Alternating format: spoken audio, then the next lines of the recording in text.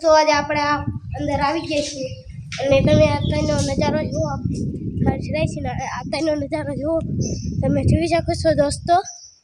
અને તમે ઘણા બધા રૂમ પણ છે અને મંદિર પણ છે માતાજીનું, અને તમે જોઈ શકો છો. હાલો આપણે પગથિયે ચડી જઈએ અને તમે અત્યારે જોઈ શકો છો દોસ્તો.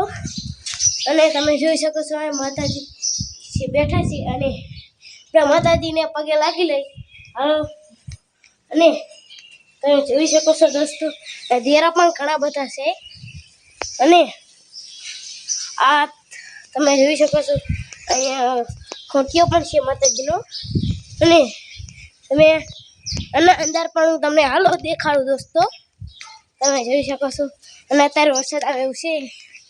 તમે જોઈ શકો છો દોસ્તો, આપણે અહીંયા આવી જઈએ છીએ અને તમે જોઈ શકો છો દોસ્તો, અહીંયા આરતી પણ સાંજે થાય છે. અને તમે જોઈ શકો છો અહીંયા ઘણું બધું છે. તમે અને આરતી થવાનું મશીન પણ છે. અને તમે અહીંયા જોઈ શકો છો ડંકો પણ આપણે વગાડી દીધો છે. અને તમે જોઈ શકો છો દોસ્તો, આ આપણો બ્લોગ કેવો લાગ્યો તમે કોમેન્ટમાં જરૂર જણાવજો. અને કોમેન્ટમાં જય ખારેશ્વર મહાદેવ જરૂર લખી દેજો. અને તમે જોઈ શકો લાઈક શેર જરૂર કરજો.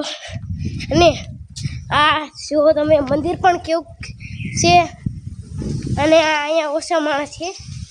અને જોઈ શકો છો અહીંયા તમે કેવું છે અને જરૂર જણાવજો. અને કેવો વિડીયો છે અને તમે જોઈ શકો છો દોસ્તો.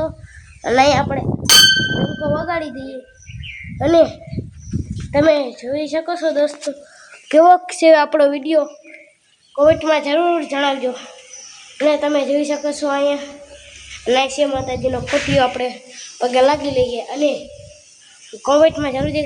અને આ છે હનુમાન દાદા, તમે જોઈ શકો છો.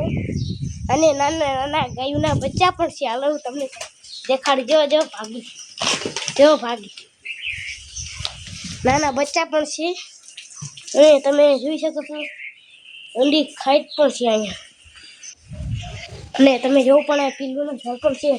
અને તમે જુઓ છો નાના ખોટિયા પણ છે. અને તમે અમારા વિડીયોને કોમેન્ટ લાઈક શેર જરૂર કરજો. અને નાનો કાચબો પણ છે. તમે જોઈ શકો છો દોસ્તો કેવો છે કાચબો, જરૂર કોમેન્ટમાં જણાવજો.